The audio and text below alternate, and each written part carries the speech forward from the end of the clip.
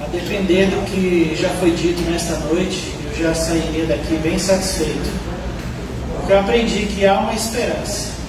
E a esperança é o nosso Senhor Jesus Cristo. É a palavra de Deus, seu Evangelho. E também aprendemos aqui que as mulheres são bênçãos.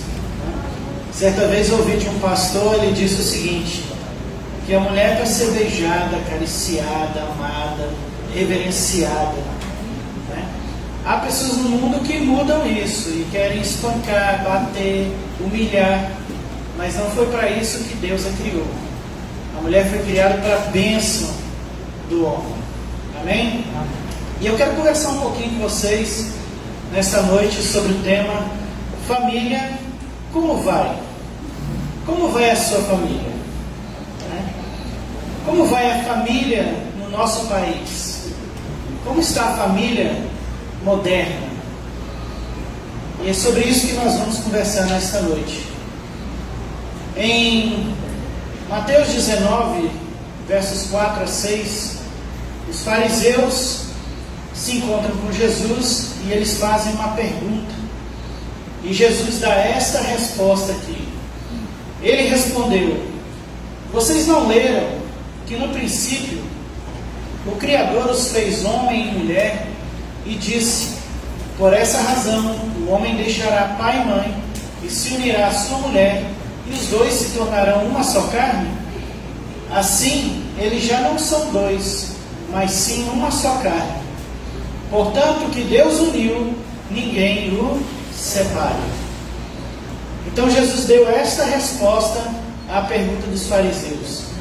Mas essa resposta, ela engloba todo o contexto de uma família, do que é ser uma família de Deus. Mas nós estamos numa época bem diferente da de Jesus. A nossa época é chamada de pós-modernismo, para os irmãos terem uma ideia. E o que isso tem de pós-moderno? Né? Vamos lá. Segundo a atmosfera moral e espiritual na família, assim será na igreja, na sociedade e na nação em geral. São palavras de William Hendricks. Tá? Então, conforme a atmosfera que é dentro da sua casa, no seio da sua família, como foi falado aqui pelo irmão Juan, pela Carol, eles mostraram qual é a atmosfera dentro da família deles. Conforme a atmosfera que há na sua família, moral e espiritualmente, isso vai ser refletido na sociedade, na igreja como um todo. Amém? A família é uma instituição criada por Deus. Ele é o autor e devemos dar atenção especial a esta instituição. Quem é o autor da família? Deus. Então, quais as regras que eu devo ter na minha família? As regras que Deus estabeleceu para ela. Quando eu fujo dessa regra, então eu não tenho uma família conforme a vontade de Deus. Os princípios que modelam esta instituição devem ser pautadas pelas Sagradas Escrituras. As regras que Deus colocou para eu usar na minha casa, na minha família, são as regras que estão escritas neste livro aqui, chamado Bíblia Sagrada, conforme os irmãos aqui já nos ensinaram nesta noite. É a Bíblia que nos guia e ela tem as respostas para todas as nossas causas. Agora, como eu falei, vivemos numa sociedade pós-moderna. E nessa sociedade estamos assistindo à falência e à extinção da família. As famílias modernas estão se autodestruindo. Estão mergulhadas em secularismo, humanismo, ceticismo e distante de qualquer parâmetro bíblico. A família enfrenta um ataque tríplice de Satanás, do mundo e do pecado. O que eu quero dizer com isso é que nós vivemos num mundo secular. As ciências estão aí se colocando como um Deus sobre a sociedade. Já não é mais a questão, a ciência prova alguma coisa. Não, se a ciência falou, aquilo vira algo que veio de Deus. Mas não é. A ciência tem se tornado Deus da sociedade pós-moderna e tem levado os homens ao secularismo. Também ao humanismo. Nós temos tirado Deus do centro e colocado o homem. E na família é diferente? Não. Muitas vezes, muitas famílias têm colocado, as pessoas têm se colocado no centro e tirado Deus das suas famílias. Recentemente, houve até um projeto de lei para retirar Deus das escolas, Deus das repartições públicas, proibição de se ter uma Bíblia ou se ter algum tema que falasse alguma coisa a respeito de Deus dentro das repartições públicas, dentro das escolas públicas.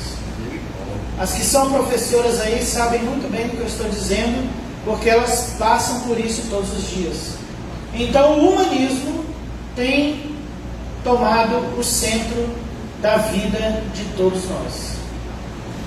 E quando eu falo todos nós, é porque nós também estamos inseridos nesse contexto aí. Mas o que é família? Eu peguei aqui um conceito de família, tá? Não estou dizendo que este aqui é o melhor conceito, também não estou dizendo que é o mais correto, mas é um conceito que eu puxei para que a gente entenda o que é família. Então, designa-se por família o conjunto de pessoas que possuem grau de parentesco ou laços afetivos e vivem na mesma casa, formando um lar. Então, isto é família. Agora, existe a família no conceito bíblico.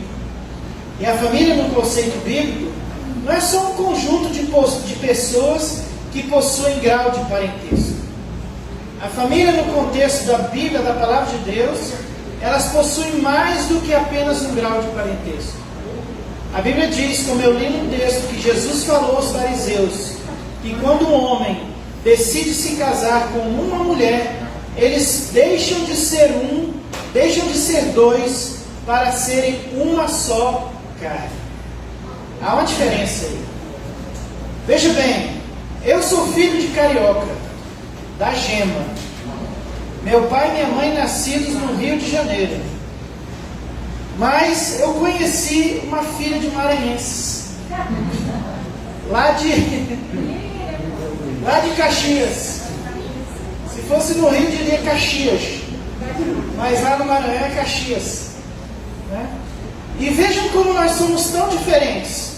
Eu não tenho nenhum grau de parentesco, eu não tinha com a minha esposa, mas quando eu a conheci, quando nos casamos, eu me tornei uma só carne com ela. Então não importa se eu fui carioca um dia e se ela foi maranhense, hoje nós somos os Gonzagas. Esse é o contexto de família na Palavra de Deus. Dois se tornam um. E sendo assim, dois se tornando um, os filhos são abençoados. Porque diz a Escritura que os filhos são o quê? Se alguém sabe, são herança do Senhor. Às vezes a gente diz assim, os meus filhos. Só, queridos, os filhos vêm de Deus. Vêm de Deus para a gente cuidar. E qual é o nosso papel como uma só carne? Devolvê-los a Deus, puros, limpos, santos. Amém? Entenderam aí? Amém. Então este é um conceito que eu puxei apenas para falar que família é mais do que um grau de parentesco, é mais do que laços afetivos. Quando um homem se une a uma mulher em casamento, os dois se tornam uma só carne. E os filhos se tornam bênção para a glória de Deus. Entretanto, nós temos vivido um contexto pós-moderno, como eu disse. E eu quero mostrar para vocês que na própria Constituição Federal da República do Brasil, esse conceito já é deturpado desde a nossa lei máxima. No artigo 226 diz que a família é a base da sociedade. Até aqui, tranquilo. Tem especial proteção do Estado. Qual família aqui tem uma proteção especial do Estado aí? Diz aí, levanta a mão. Mas, gente, está na Constituição. Vocês não leram isso? Né? E por que isso é deturpado? Por alguns parágrafos que estão dentro deste mesmo artigo, que mostram que a visão da nossa Constituição sobre família não é uma visão que vem de Deus e nem da palavra de Deus. No parágrafo 3º diz: para efeito da proteção do Estado, olha, proteção do Estado, é reconhecida a união estável. Um dia desse, no meu trabalho, quando eu mexo com folha de pessoal, chegou lá para nós a lei que declara a união estável, né? Regulamenta a união estável. E um colega me perguntou: união estável é casamento, é ou não é? Eu falei: não é. União estável é casamento, gente?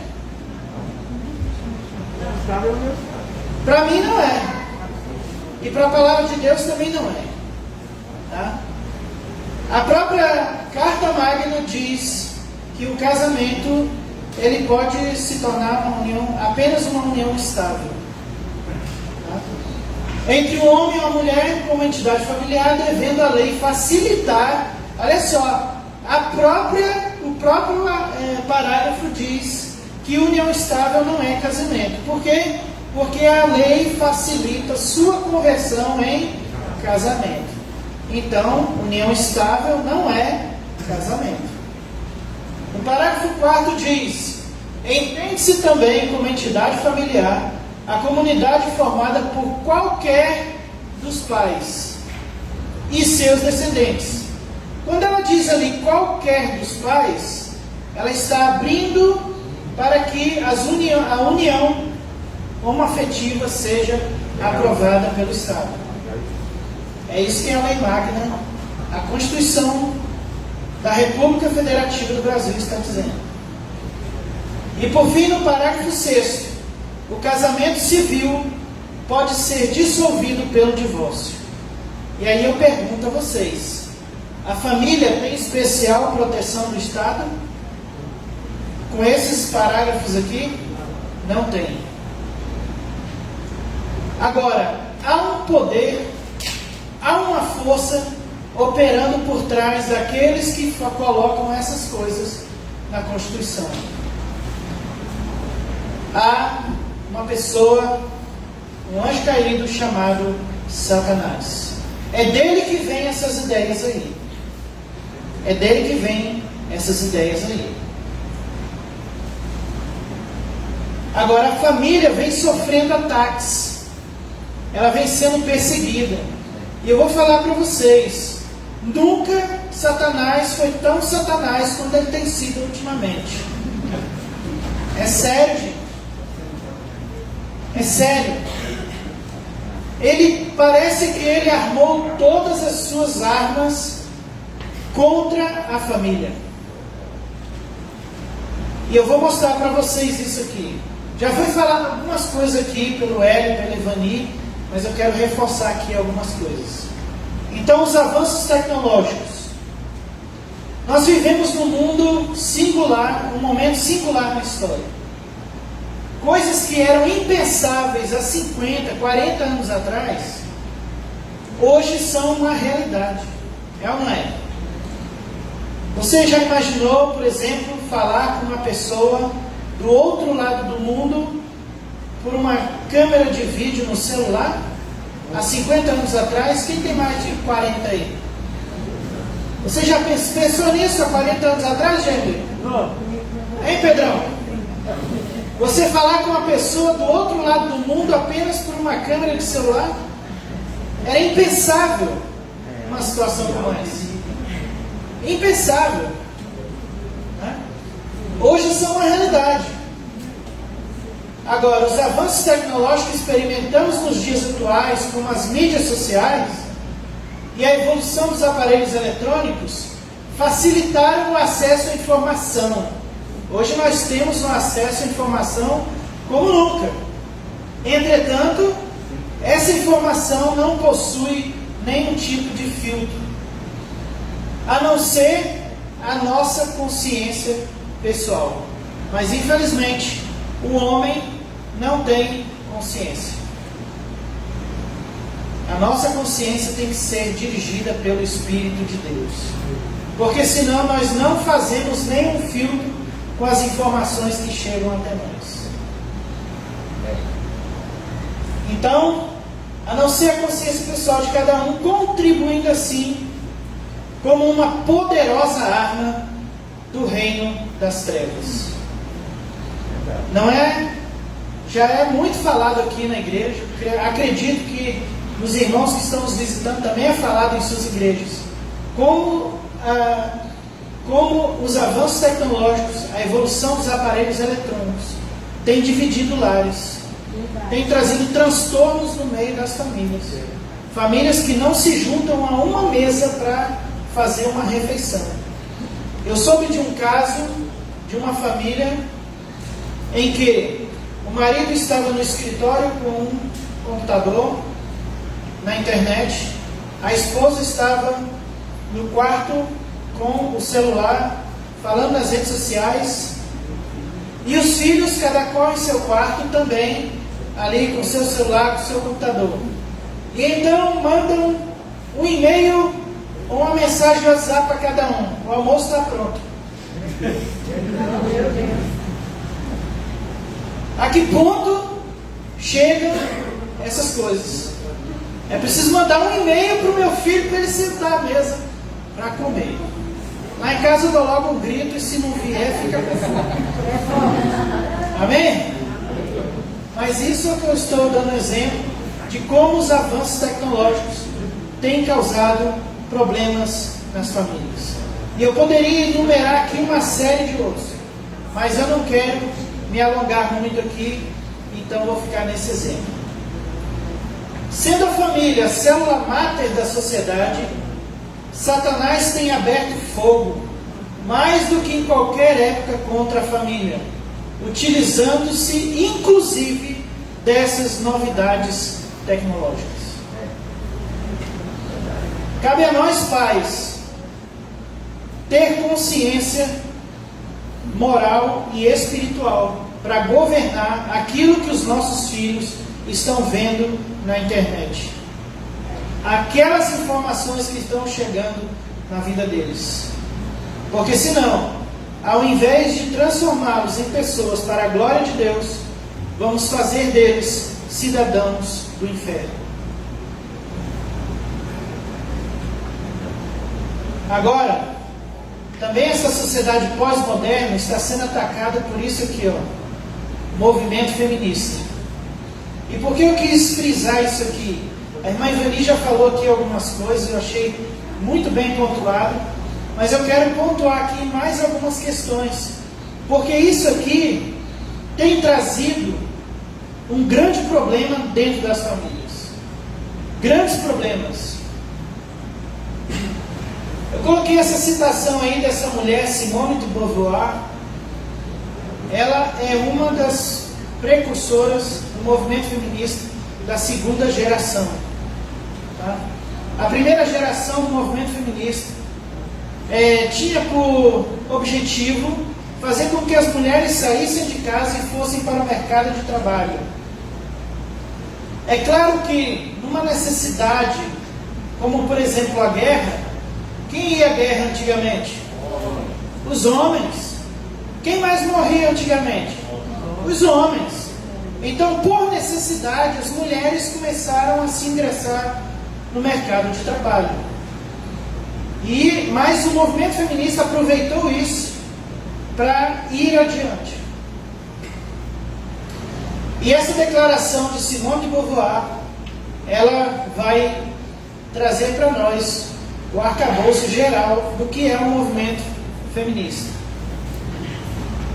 Ela diz: em minha opinião, enquanto a família e o mito da família e o mito da maternidade e o instinto maternal não forem destruídos, as mulheres continuarão a ser oprimidas. Nenhuma mulher deveria ser autorizada a ficar em casa para criar filho. As mulheres não deveriam ter essa escolha, porque se há tal escolha, muitas mulheres optarão por ela. E aí os irmãos, estou vendo um bocado de carinho assim, pensativo nesta declaração. Mas isso aqui é a realidade dos lares brasileiros. Essa aqui é a realidade dos lares mundo afora. Primeiro, o movimento feminista ele diz que homens e mulheres são iguais. Acho que já está provado nesta noite, pela fala do irmão Hélio, pela palestra da irmã Ivani, de que homens e mulheres não são iguais. Nós não somos iguais. Deus não nos fez iguais. Mas o movimento feminista diz que homens e mulheres são iguais. Né? E a grande arcabouço deles hoje é: homens e mulheres têm que ganhar o mesmo salário. Mas eles já ganham. Ganham ou não ganham? O irmão é aqui é bombeiro militar. Um soldado bombeiro militar ganha menos do que uma bombeiro feminino? Ou uma major? Ou uma tenente-coronel? Não. Não ganham. Homens e mulheres na mesma função ganham o mesmo salário. Então isso é mentira, contado por esse movimento feminista. Porque homens e mulheres não são iguais. Deus nos fez com uma estrutura diferente. Deus nos fez assim. As mulheres, Deus fez com mais frágeis. Frágeis não no sentido de dizer que elas não têm força nenhuma. Pois bem, homens e mulheres são diferentes. Não são iguais. Segundo, elas dizem que a mulher no mercado de trabalho é libertação. As mulheres têm que sair de casa. Eu não quero dizer aqui que a mulher não possa trabalhar fora. Não é isso que eu estou dizendo. Eu estou dizendo que o movimento feminista diz que a mulher tem que sair de casa. Ué, e quem é que vai cuidar dos filhos? Quem vai cuidar da casa? A empregada, né? A gente está terceirizando o serviço em casa. Agora, sabe uma coisa interessante, mulheres? Eu estou colocando aqui para a gente pensar. Muitas vezes você, mulher, está deixando de cuidar de algo que você vai produzir, algo para a eternidade. Meu Deus. E cuidando de algo que é transitório. Você está deixando de criar os seus filhos para criar o filho dos outros. Eita Deus! E por isso a família às vezes está perdendo os seus filhos para o mundo, para o diabo, para as drogas. E você está tentando ganhar o filho dos outros lá fora. Isso é um movimento feminista. Para as feministas, as crianças são um problema. Lembra aí da frase aí, da palavra da Simone de Beauvoir? Nenhuma mulher deveria ser autorizada a ficar em casa para criar filho. Porque, para elas, filhos são um problema. Ser mãe é algo pequeno. O lar é uma prisão, um campo de concentração. Ser mãe é criar filho, e criar filhos é suicídio. Por isso são a favor do aborto e do lesbianismo.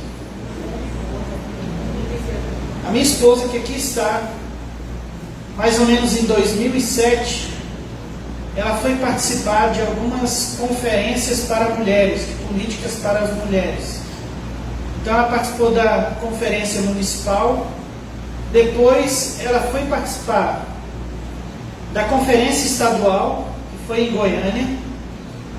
E por fim, ela foi selecionada para participar da conferência nacional. Foi realizado aqui no Ulisses Guimarães, é o Centro de Convenções, tá? E ela estava grávida do meu caçula, o Daniel. Ela estava com o quê? Uns 6 meses, 7 meses, né? E sabe qual era a palavra de ordem delas lá? Das mulheres lá? Sabe qual era? Alguém tem ideia? Elas gritavam palavras de ordem dizendo: tirem o rosário do meu ovário. Meu corpo, minhas regras. Elas gritavam a favor de aborto. Elas gritavam pelo direito de matar um ser humano no ventre. Essas são as políticas para as mulheres. Os irmãos estão entendendo onde eu quero chegar? O que a Bíblia diz sobre filhos? Filhos são a coroa da mulher, para a mulher. Filhos são bênçãos. Mas aquelas mulheres gritavam, dizendo que elas queriam o direito de matar o ser humano no seu ventre. Porque para elas, ter filhos, concepção, é uma prisão. E então, esse movimento tem declarado guerra à masculinidade. Mas aí você está perguntando aí, irmão, o que isso tem a ver com a família? Esses conceitos aí, irmãos, não estão só lá no mundo. Estão dentro da sua casa, estão dentro da sua família. Se você liga a televisão e dá ouvidos à Rede Globo, dá ouvidos à Record, dá ouvidos ao SBT, para lá durante várias horas na frente da TV para assistir um filme que prega isso, você está sendo favorável a essas ideias. Não quero dizer que ninguém possa assistir um filme, nem um programa de TV, mas filtre o que você está assistindo. Certo dia eu estava assistindo uma série com meu filho, com o Daniel, e de repente a atriz principal dá um beijo na boca de outra mulher. Na mesma hora eu desliguei e acabei com aquela série. E eles estão produzindo séries dessa forma. Recentemente, um jogador de vôlei, ele foi excluído do time porque ele disse que era contra o Superman gay. Maurício, lá do Minas Tênis Clube, em Belo Horizonte. Então é isso aí que eles são favoráveis. Amém? Amém não, né, irmãos? Assim seja. Misericórdia. Tem que dizer misericórdia. Susana Baker, ela escreveu um livro chamado The War of Man. The War of Man, Guerra aos Homens. E ela diz neste livro: esta nação, ela está falando dos Estados Unidos da América, ela declara: esta nação, em poucas décadas, transformou os homens respeitados e protetores em palhaços. E é isso que nós estamos vendo nos dias de hoje. Já viram aqueles seriados, Eu, a Patroa e as Crianças? Por exemplo, o ator que faz o papel do papai é um verdadeiro palhaço, é ou não é? É o que faz gracinha, que faz todo mundo rir. E a mulher é aquela que governa a casa. E os filhos, o menino é um bobão. E a menina é que tem valor. Já observaram? Já observaram Friends? As mulheres são poderosas. E os homens? Os babacas. Os Desculpe o termo, mas é isso mesmo. Né? Outras séries aí faz da mulher uma super poderosa heroína, né?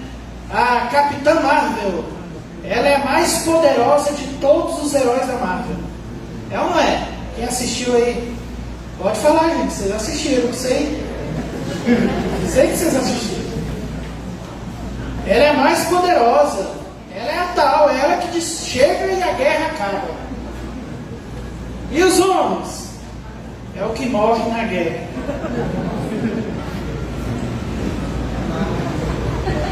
Amém? Estão falando o quê? É a realidade ou não é? Então o que Susana Venker disse foi isso. Nas últimas décadas, homens respeitados e protetores se transformaram em palhaços. O feminismo nos dividiu. Ao invés do casal ser uma equipe, onde os dons e talentos são complementares e agem para o bem comum da família, eles são usados como instrumentos de divisão e discórdia. No fim, o protetor da mulher não é mais o homem, mas é o Estado. A mulher, quando ganha o neném, ela tem 6 meses de garantia do Estado para ficar em casa. O homem, quando é pai, só tem 1 mês. Antes era 5 dias, então nós estamos no lucro. Antes era só 5 dias, agora nós estamos no lucro, tem 1 mês. O que eu quero dizer com isso, gente? Que essas coisas que estão em leis, que estão na nossa Constituição, estão trazendo problemas dentro da família. Nós não temos que ficar em divisão, em guerras dentro de casa. Homens, nós temos os nossos papéis como homens. Nós temos o papel principal de liderar a nossa casa. E você, mulher, tem um papel excelente que Deus lhe deu, de ser companheira, adjutora do seu marido. Falar em submissão para a mulher, Deus me livre. O pregador vai ser apedrejado. Eu já estou até com medo das pedras.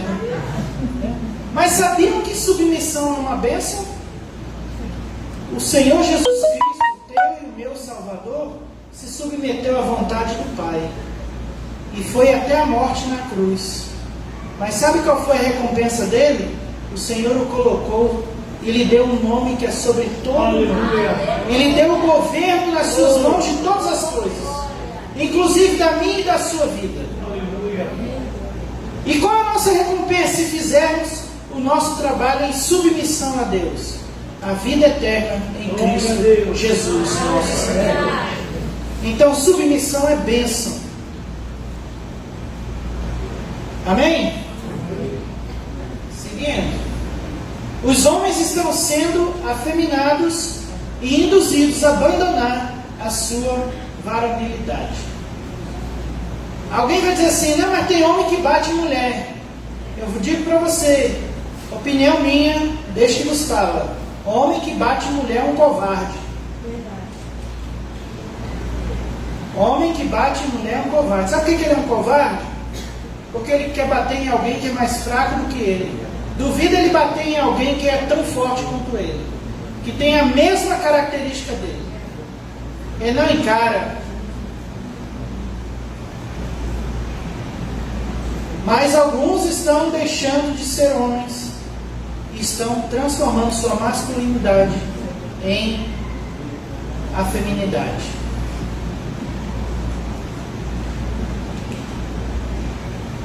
Agora, como podemos defender a família desses ataques? Primeiro, voltando para as Escrituras, voltando para a Palavra de Deus. É ela que diz como eu devo conduzir a minha família. Então, primeiro, devemos nos encher do Espírito Santo. Você só pode conduzir sua família conforme a vontade de Deus se você for cheio do Espírito Santo de Deus. Paulo afirma em Efésios 5, 17 e 18: Portanto, não sejam insensatos, mas procurem compreender qual é a vontade do Senhor. São as Escrituras que estão nos dizendo que devemos compreender qual é a vontade do Senhor. Não se embriaguem com vinho que leva à libertinagem, mas deixem-se encher pelo Espírito. Deixem-se encher pelo Espírito. Irmão Moisés, como eu posso ser cheio do Espírito? Voltando para as Escrituras. Buscando nelas entendimento. Buscando nelas conhecimento do Santo. Segundo, cheios do Espírito, é possível cumprir o meu papel como marido e o seu papel como mulher. Porque antes de Paulo falar para a mulher se submissa ao marido como ao Senhor, ele diz: enchei-vos do Espírito. Então vocês vão poder se submeter. Antes de dizer aos maridos: amai a vossa esposa, como Cristo amou a igreja e deu a sua vida por ela, ele diz: enchei-vos do Espírito. Eu só consigo amar a minha esposa cheia do Espírito. Eu só consigo fazer o que a Bíblia me determina a fazer se eu for cheio do Espírito. Aleluia. Se eu estiver cheio de Deus. Então eu vou amar a minha esposa, e até o ponto de dar a minha vida por ela, porque eu estou cheio do Espírito. Então, cheios do Espírito, os filhos irão obedecer aos pais em tudo, como está em Efésios 6, de 1 a 3. Paulo diz: vós filhos, obedecei a vossos pais em tudo no Senhor, para que te vá bem e vivas sobre a terra. Muito tempo sobre a terra. Então, cheios do Espírito, para nós é um testemunho que nós deveríamos aplaudir até de pé, irmãos. Um casal vir à frente e dizer que ora com a sua família.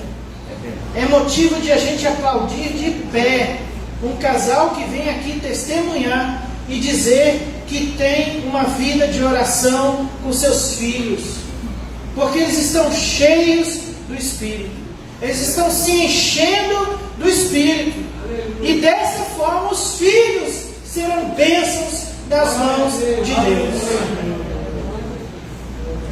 E cheios do Espírito, nós somos capazes de cumprir os mandamentos de Deus. Para encerrar, abra comigo aí Deuteronômio, capítulo de número 6, versos de 6 a 9. Deuteronômio 6, de 6 a 9. Diz: que todas essas palavras que hoje te ordeno estejam em teu coração. Tudo que você ouviu nesta noite esteja no seu coração. E tu as ensinarás com todo zelo e perseverança a teus filhos. O Senhor nos manda, pais e mães, a ensinar com zelo e perseverança as palavras, os mandamentos de Deus aos nossos filhos. Conversarás sobre as Escrituras quando estiveres sentado em tua casa, quando estiveres andando pelo caminho, ao te deitares e ao te levantares. Também atarás essas palavras como um sinal na tua mão e em teu braço, e as prenderás à tua testa como filactérios. Tu escreverás as palavras do Senhor nos umbrais da tua casa e em teus portões. E é assim que a nossa casa será uma bênção para Deus. E é assim que eu posso cumprir as palavras de Jesus que eu li no início dessa palestra. Portanto, o que Deus ajuntou, o que Deus uniu, não separe o homem. Glória a Deus. Glória a Deus. Vamos ficar de pé.